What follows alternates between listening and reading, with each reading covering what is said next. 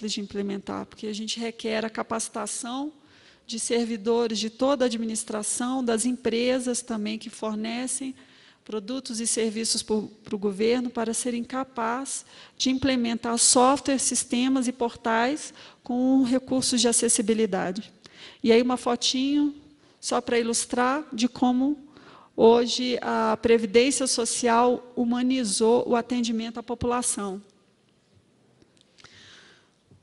Trazendo aqui alguns números sobre a inclusão digital, o desafio que nós temos hoje e também o que já foi possível construir.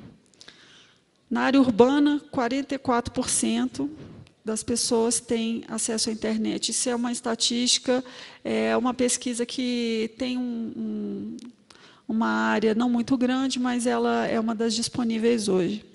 Enquanto a área rural carece muito desse serviço. Também temos aqui a distribuição por regiões do país, e a gente vai percebendo que quanto mais ao sul do país, maior a possibilidade de acesso à internet. A proporção de domicílios com acesso à internet por renda familiar. E aí começamos com a população de até um salário mínimo, com 7%. Vemos alguns saltos maiores entre 2 e 3 salários mínimos e 3 e 5 salários mínimos, chegando a 91% para famílias com renda de mais de 10 salários mínimos. Esse é o tamanho do nosso desafio em termos de acesso à internet. Aqui eu fiz um recorte específico para mostrar motivos para a falta de internet com domicílios com renda entre 3 e 5 salários mínimos. Obviamente, a faixa azul declara a dificuldade do preço, né? A necessidade de renda. Mas temos também ali na faixa verde, que são 14%, a falta de disponibilidade de internet em sua região. Ou seja, o Brasil tem construído políticas para enfrentar essa realidade e, basicamente, são duas linhas. A questão da renda e a questão do serviço estar disponível. Aqui é um gráfico com um período bastante longo, começa em 1996 e vai até 2012, do crescimento de acesso à internet no Brasil. Nós podemos ver que do ano 2003 para 2004, nós vencemos uma linha e começou um crescimento. E ele continuou, né, até os dias de hoje, tem uma certa oscilação, mas tem sido continuado. E aí, como enfrentar a questão da inclusão digital e renda? Destaquei uma frase que eu acho que é uma das políticas que não é muito comentada, mas ela tem um impacto social bastante relevante, que é a política de valorização do salário mínimo nos últimos 12 anos. O salário mínimo deve ser o elemento central na construção de uma sociedade menos desigual e de um mercado de trabalho mais homogêneo.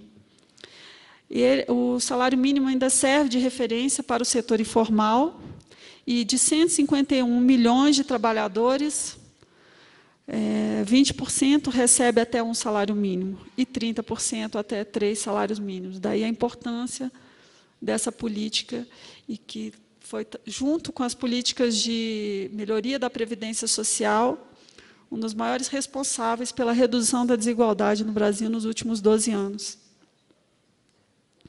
Falando um pouquinho mais de inclusão digital e acessibilidade. E trazendo aqui uma visão da importância da acessibilidade ser encarada como uma necessidade concreta de execução das políticas públicas. Porque pessoas com deficiência estão mais vulneráveis à discriminação, à exclusão social e à pobreza do que outros grupos sociais. Os prejuízos econômicos causados pela exclusão de pessoas com deficiência da força de trabalho variam entre 3% e 7% do produto interno bruto, E lembrando que 186 milhões de crianças com deficiência em todo o mundo não concluíram o ensino primário.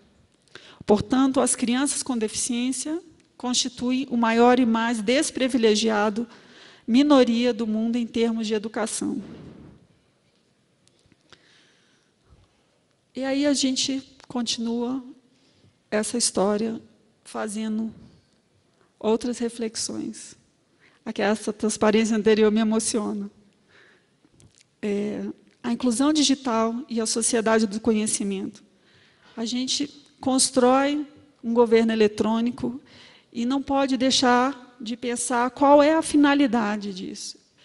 Que sociedade nós estamos querendo construir? A reflexão é muito importante, porque no dia a dia temos escolhas, temos, por exemplo, quando abrimos mãos da acessibilidade, que minorias nós estamos deixando de atender? E tudo isso é reflexão. Sociedade do conhecimento, eu acredito que nós estamos procurando construir. E aí eu trouxe aqui alguns pilares de uma sociedade do conhecimento declarado pela Unesco. Liberdade de expressão e liberdade de informação. Acesso universal à informação e ao conhecimento. Ensino de qualidade para todos, respeito à diversidade cultural e linguística.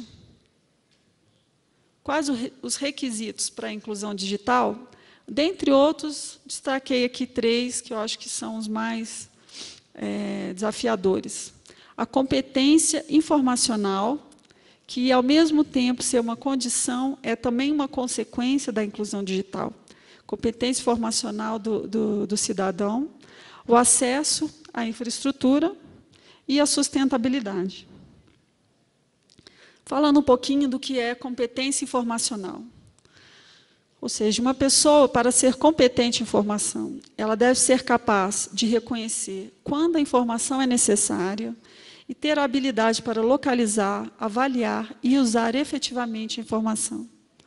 Pessoas competentes informacionais são aquelas que aprendem a aprender. São pessoas preparadas para a aprendizagem ao longo da vida, porque sempre podem encontrar as informações necessárias para qualquer tarefa ou decisão ao seu alcance.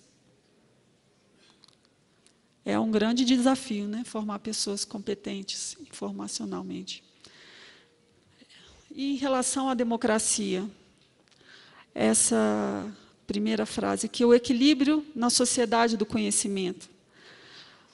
Hoje é um desafio para nós no Brasil equilibrar a abertura de dados públicos e preservar a privacidade do cidadão. Muitas vezes essas duas dimensões se conflitam, e daí a importância de reflexão sobre ambas as necessidades. Eu acredito hoje que nós vivemos em democracias onde a abertura de dados públicos precisa ser muito mais valorizada em relação à preservação da privacidade.